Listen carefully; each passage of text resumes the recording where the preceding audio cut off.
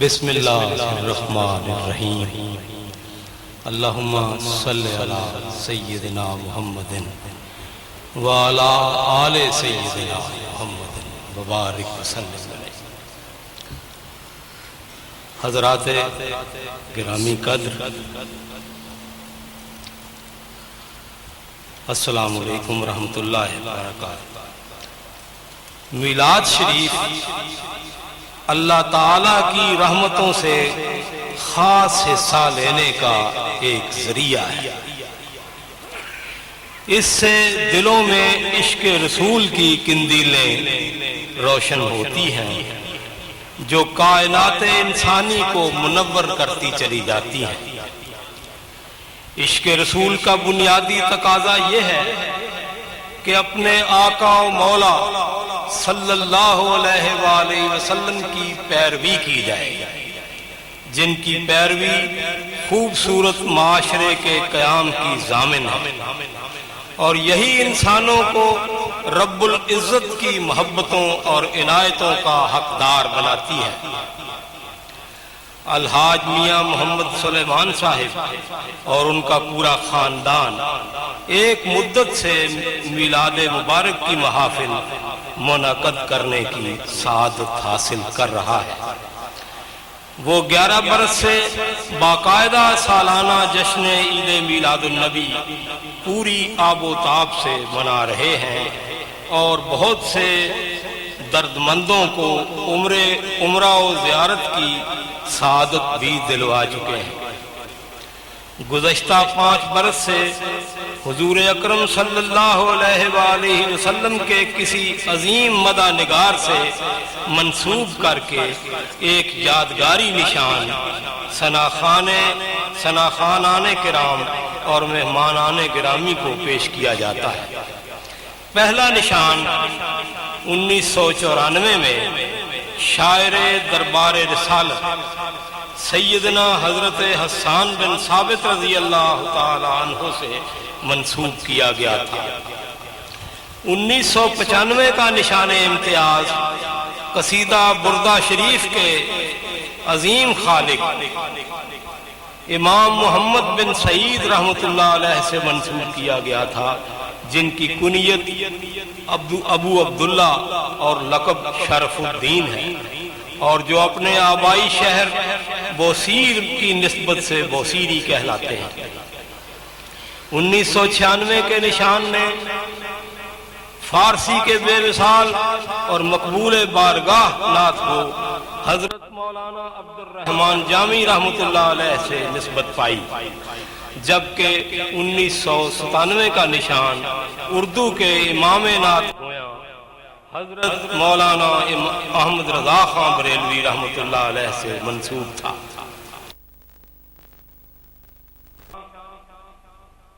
حکیم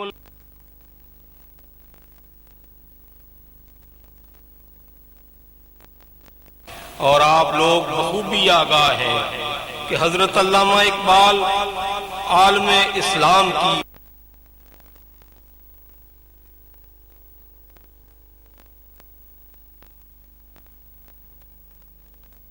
انیس سو 2005 میں انہوں نے سفر یورپ اختیار کیا، اور جب ان کا جہاز عدن کے قریب پہنچا تو ان پر ایک عجیب کیفیت طاری ہو گئی کہ علامہ اقبال کو ارض پاک کے ذروں سے اس قدر محبت تھی کہ زمان و مکان کی قید سے آزاد مرد مومن کو مدینہ پاک کے ریگزاروں میں گم بلکہ جذب ہوتے ہوئے دیکھنا چاہتے۔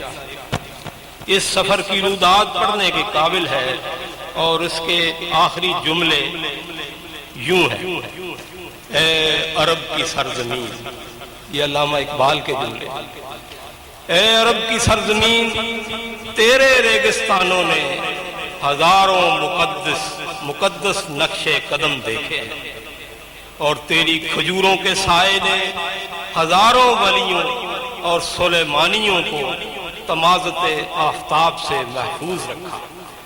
کاش میرے بد کردار جسم کی خاک تیرے ریت کے ذروں میں مل کر تیرے بیابانوں میں اڑتی پھرے، اور یہی آوارگی میری زندگی کے تاریک دنوں کا کفارہ ہو۔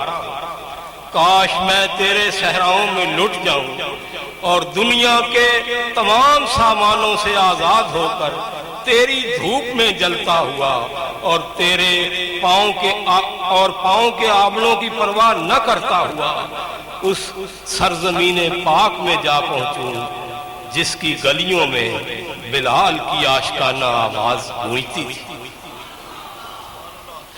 یہ تھی علامہ اقبال کی جوانی کی کیفیت۔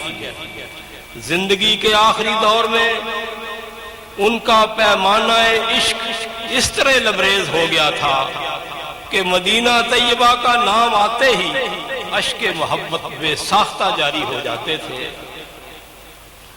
اور وہ کمزور جسم کو بھی بارگاہ رسالت میں پیش کرنا چاہتے تھے، اور 1938 کے اوائل میں حج اور زیارت حرمین کے لیے تیار بھی تھے، لیکن زندگی نے وفا نہ کی۔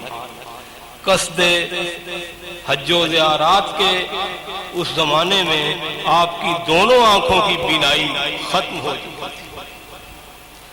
لیکن جذبے جوان اور بینا تھے۔ انہیں ظاہری حاضری نصیب نہ ہوئی، لیکن ان کے خیال اور ان کی روح ہمیشہ مدینہ منورہ کی فضاؤں میں پرواز کرتے رہے۔ انہوں نے ارمغان حجاز میں حجاز مقدس کی طرف اپنے روحانی سفر کا احوال لکھا ہے۔ چند قطعات اجازت دیں کہ پڑھ دوں۔ بہیں پیری رہے یسرب گرفتم، نواخواں از سرور عاشقانہ، چواں مرغے کے در صحرا سر شام، کشایت پر بفکر آشیانہ۔ میں نے اس طرح بڑھاپے میں مدینہ طیبہ جانے کا قصد کیا ہے جس طرح کوئی پرندہ شام کے وقت اس خیال سے پر کھولے کہ چلو میں بھی گرتا پڑتا اپنے آشیانے تک پہنچ گیا۔ پھر اپنے ناکا سے جو جس اونٹنی پہ سفر کر رہے ہیں اس کو کہتے ہیں سحر با ناکا گفتم نرم تر رہو، کہ راکب خستہ و بیمار و پیر است۔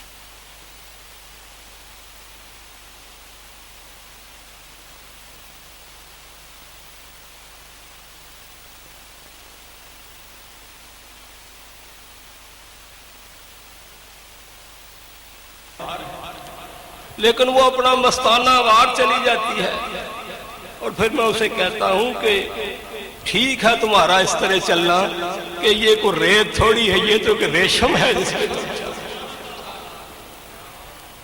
غم راہی نشاط آمیز ترس کن، فغان نشرا جنو انگیز ترس کن، بگیر سارباں راہ درازے، مرا سوزے جدائی تیز تر۔ وہ کہتا ہے کہ اے ساربان کو رستہ ذرا لمبا ہی اختیار کر کہ میرا سوزے جدائی ذرا تیز ہو لے اور تیز۔ اور پھر گرتے پڑتے سید عالم صلی اللہ علیہ وآلہ وسلم کے حضور پہنچتے ہیں۔ وہاں اپنے آقا سے بات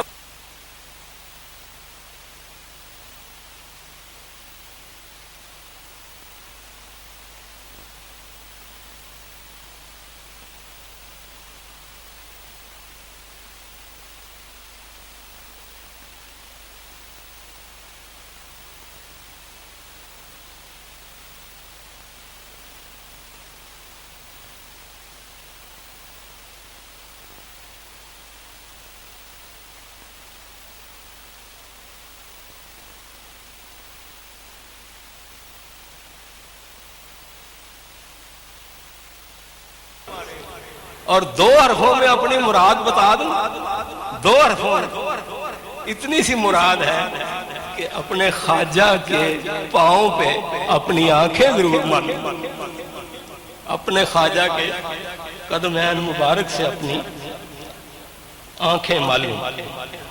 وہ اپنے اوپر رشک کرتے ہوئے کہتے ہیں کہ کیا خوش نصیبی اور مقام مسرت ہے کہ یہ سعادت ان کے حصے میں آئی اور گدا کو نااہلی کے باوجود اس دربار شاہی میں نوازا گیا جہاں بڑے بڑے دانشوروں اور اورنگ نشینوں کو توفیق باریابی نہیں ہوئی۔ یہ علامہ اقبال کی اپنی عاجزی ہے، ورنہ وہ عظیم شخص تھے۔ حضوری کے اس موقع پر سرور و مستی اور جذب و شوق کے عالم میں وہ امت مسلمہ اور ملت اسلامی کے درد کو پوری تفصیلات کے ساتھ بارگاہ رسالت میں پیش کر کے نگاہ کرم کے طالب ہوتے۔ مسلمان آ فقیر کج کلاہے رمید از سینہ او سوز آہے دلش نالد چرا نالد نہ دانا۔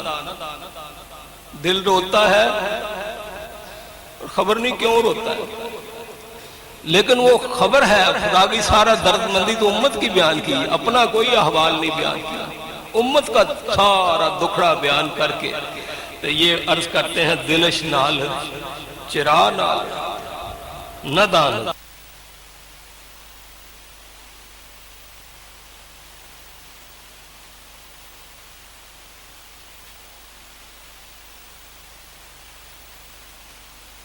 نگاہ بے شک پوری نہیں، نگاہ ذرا سی ایک گوشہ ہی نگاہ ڈال دیجئے، نگاہ ہے یا رسول اللہ نگاہ۔ انہیں پورا احساس ہے کہ ان پستیوں کے ساتھ ہرگز ہم آپ کی شان کے شایع نہیں۔ انہیں پورا احساس ہے کہ ان پستیوں کے ساتھ ہم ہرگز آپ کی شان کے شایع نہیں، اور ہماری آپ سے نسبت آپ کی شان میں بے ادبی۔ نہ نالم از کسے می نالم از خیش، میں کسی کی وجہ سے نہیں روتا، میں اپنی وجہ سے روتا ہوں۔ نہ نالم از کسے می نالم از خیش کہ ما شایان شان تو نہ بودم، کہ میں آپ کی نسبت کے شایان شان نہیں ہوں، کہ میری نسبت ہے آپ سے لیکن میں اس شان کے قابل نہیں ہوں۔ بس یہ علامہ اقبال کے بارے میں اتنی ہی گزارش۔